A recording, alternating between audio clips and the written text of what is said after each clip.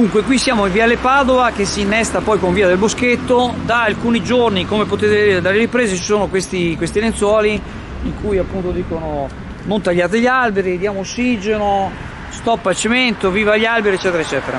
Allora, premesso che è lodevole che ci sia questa sensibilità verso gli alberi, però se permettete, col cappello in mano, come anche altre situazioni, tante volte si parte in quarta senza sapere bene le cose. Vi dirò che l'amministrazione comunale dovrebbe dare, diciamo, più informazione su questo intervento, perché così magari uno viene a sapere un po' tutto e quindi praticamente allora poi può anche prendere delle decisioni. Però da sempre, ogni volta che l'amministrazione taglia un albero c'è l'insurrezione, e non c'è stata una volta, sapete, io dico sempre che sono vecchietto, che non abbiamo visto che gli alberi siano stati tagliati per qualche motivo, o potati, anche ogni tanto qualcuno ha via di testa quando vengono potati, che ci siano dei motivi validi. Allora, tornando agli alberi che vedete, praticamente non è vero che questo intervento viene fatto solo per il nuovo supermercato che verrà realizzato qui dietro, ma viene fatto anche perché viene sistemata tutta la viabilità. Quindi praticamente in questo momento per le auto che escono praticamente da strada Madonna Marina e si mettono, c'è lo stop, però succede molto spesso che chi gira per la via del Boschetto, soprattutto le biciclette, gli taglia la strada. È pericolosissimo, è successo anche qualche incidente, più di qualcuno in pratica, e viene fatta praticamente una rotonda che in questo modo va proprio a migliorare la viabilità. Inoltre questo progetto è stato approvato molto tempo fa e ha avuto l'approvazione della sovrintendenza e anche dell'ente forestale, e c'è un piano di piantumazione molto importante. Quindi sì, è vero, e dispiace, perché a chi non dispiace che vengano tagliati questi alberi, ma comunque ne vengono rimpiantati molti altri.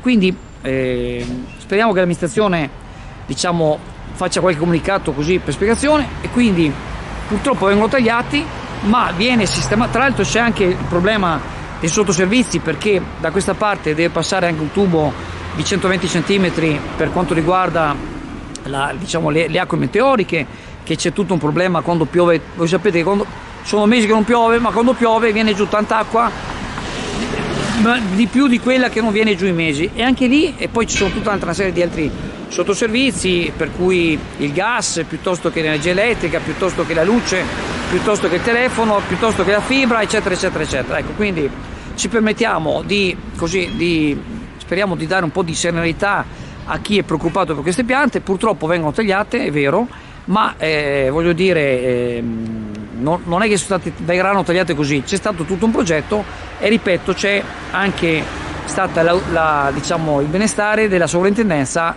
per quanto riguarda l'ente forestale. Per il momento è tutto. Se avremo altre informazioni sarà la nostra cura darvele. SD Auto informa della novità per il 2023, la revisione dei carrelli in sede. Si effettuano revisioni in sede dei rimorchi di massa complessiva non superiore ai 3.500 kg, 01 e 02, di carrelli per imbarcazioni, per moto, per auto, roulotte, trailer per il trasporto cavalli, carrelli tenda, carrelli trasporto animali e tutti i carrelli di massa complessiva non superiore ai 3.500 kg. Potete contattare SD Auto per qualsiasi informazione o chiarimento. Questa mattina, nella cornice offerta da Palazzo Grassi, affacciato sulla Riva Vena, si è tenuta la presentazione dell'omonima associazione, nata neppure un anno fa, che racchiude in sé numerosi imprenditori riuniti dall'amore per questa riva, anima di Chioggia, vena pulsante fino a qualche anno fa, poi andata in disgrazia, ma ora tornata in auge più che mai. Tra di loro c'è chi c'è nato, chi ci è venuto a vivere solo qualche anno fa, chi ci ha vissuto da bambino e chi ha deciso di accettare una sfida immaginaria straordinaria e di dimostrare che Rivavena non è un posto pericoloso e nel degrado, ma che aveva bisogno di imprenditori coraggiosi per riprendere ad essere ciò che era. Nel 2019 la stampa riportava alla ribalta le situazioni che si venivano a creare e che erano motivo delle paure dei residenti.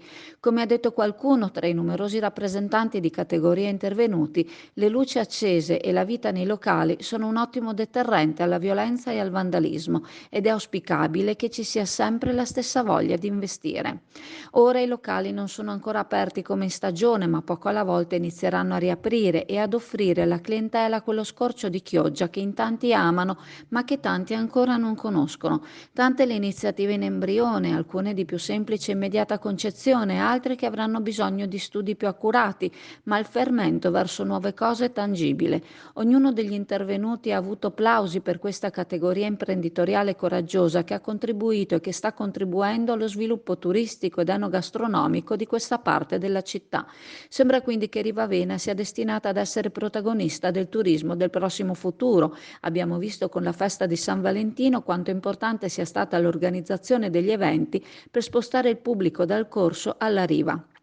Questo sul lato nord, ma per una ripresa simile e a questo ritmo anche sul lato sud diventa strategica anche una sinergia tra attività e amministrazione.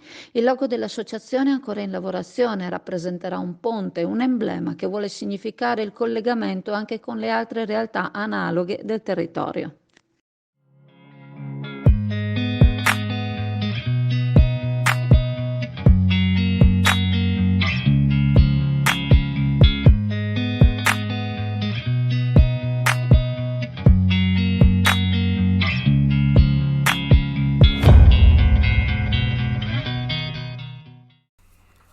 Abbiamo ricevuto alcune segnalazioni, per la verità due, di due utenti, due pendolari che hanno preso uno domenica e un altro oggi lunedì la corriera della linea 80 per andare a Venezia, e hanno trovato non hanno trovato la possibilità di sedersi per una lunga parte del viaggio. Abbiamo fatto delle verifiche praticamente sia ieri che oggi sono state predisposte più corrieri di riserva, più autisti di riserva, in particolare domenica, perché appunto la dirigenza di Arriva Veneta prevedeva appunto il picco di utenti per il carnevale, e una certa possibilità di prevedere ce l'hanno, in quanto la mattina quando imbarcano le persone sanno che se ci sono più persone del consueto, poi al pomeriggio le devono riportare. Quindi già domenica nelle ore pomeridiane c'erano addirittura 3-4 corriere in più pronte a raccogliere il picco di utenti. Ovviamente non è così facile poter prevedere degli afflussi che magari non sono prevedibili, perché tra l'altro molte persone sono montate in corriera anche durante le fermate che ci sono da Chioggia verso Venezia. Però tutto sommato, considerando la particolarità delle festività del carnevale, tutto sommato ci sembra che il servizio sia comunque riuscito a essere all'altezza della situazione. Vogliamo far presente che gli autisti di Arriva Veneto, ma anche quelli di ACTV, prima erano quasi tutti autisti di ACTV, e hanno veramente molto a cuore il servizio pubblico e difficilmente lasciano le persone a terra. Anzi, c'è qualcuno che proprio non lascia a terra nessuno, e qualche volta se ne assume anche i rischi. Bar Pasticceria Bertotto, pasticceria storica e di tradizione in uno stupendo angolo di Chioggia, dove trovare dolci colazioni preparate con tanta passione dal nostro pasticcere Lorenzo, servite con amore da Carla e Gloria, pronte a coccolarvi con i prodotti caffetteria. Per Natale venite a provare i nostri panettoni e pandori artigianali, i tronchetti di Natale, e lasciatevi consigliare per ogni altra occasione ed evento.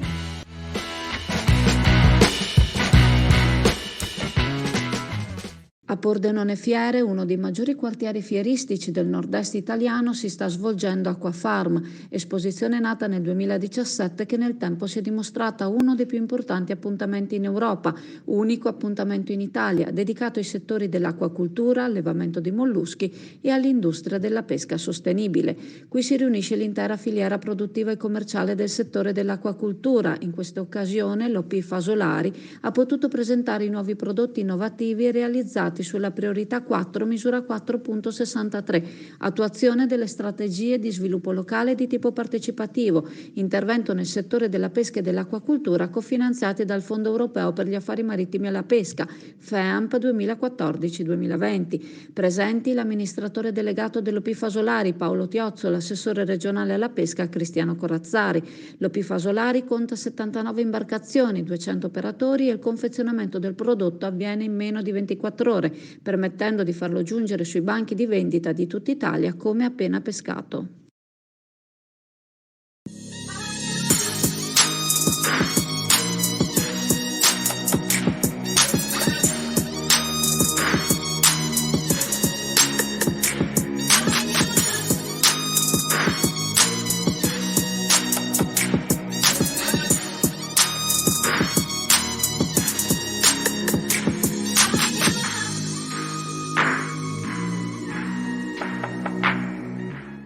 Al Palazzetto dello Sport di Mareno di Piave nel Trevisano si è disputata una gara interregionale di MMA, Mixed Martial Arts.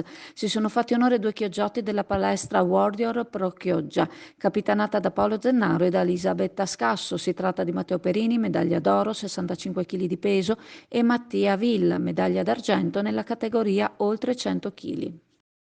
Allora, siamo alla Camera, Pescheria Camera qua ai saloni e la Camera ha deciso di iniziare il servizio di pulizia del pesce. È assolutamente obbligatorio la prenotazione per la pulizia del pesce. Se qualcuno giustamente vuole prima venire a vedere il pesce, voi sapete qua avete il prezzo, avete la qualità, per la pulizia passa magari il pomeriggio o passa approfittato. La prenotazione si chiede almeno il giorno prima e al numero WhatsApp 334 6698 158. Vi ricordiamo che venire qui in pescheria è comodissimo, c'è un ampio parcheggio, quindi diciamo evitate qualsiasi tipo di stress.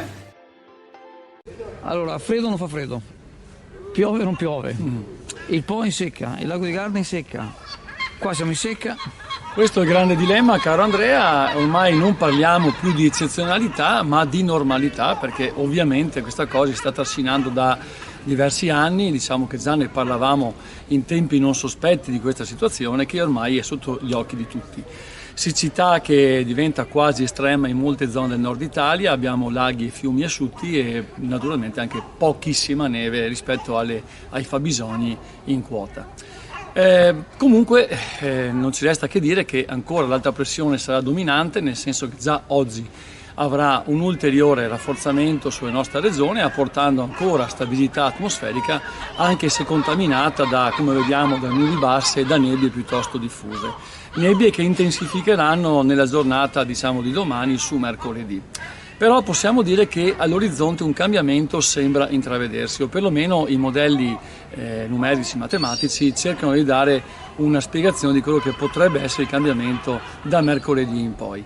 Il canto del cigno dell'alta pressione sembra configurarsi da qui a mercoledì. Poi sull'Atlantico ci sono parecchie manovre, c'è una grossa saccatura che diciamo approccerà le coste occidentali europee nel giorno di mercoledì, e se le cose andranno come dovrebbero andare, questa saccatura dovrebbe entrare nel Mediterraneo verso venerdì, sabato, domenica, portando una fase di maltempo su buona parte del nord Italia assetato. Ovviamente manca ancora parecchio tempo a questa configurazione e vedremo se poi tutto andrà come deve andare e la cosa potrà essere, potrà risultare operativa. Nel frattempo però almeno fino a giovedì le condizioni saranno stabili, come vi ho già detto, con temperature che oggi guadagneranno qualche grado in più, naturalmente se non ci saranno le nebbie, e quindi una situazione tardo invernale, quasi primaverile. Altro non ci resta da dire se non sperare che questo cambiamento sia effettivo e duri anche un po' a lungo, perché veramente siamo intorno al 50% di precipitazioni in meno rispetto a quello che dovrebbe essere, la normalità. Situazione che si trascina appunto, come ho detto, da troppo tempo e che sembra diventare la normalità. Buona giornata a tutti. Beffed, il pub di successo tutto italiano, dove trovi l'inimitabile galletto da mangiare con le mani, accompagnandolo con la tipica birra artigianale. Il galletto è sano, genuino ed eccellente, garantito da filiera controllata Valle Spluga, e la birra artigianale nasce dall'esperienza di maestri birrai Beffed. Beffed, presso il parco commerciale Clodì per giovani e famiglie, un posto dove puoi sentirti come a casa tua.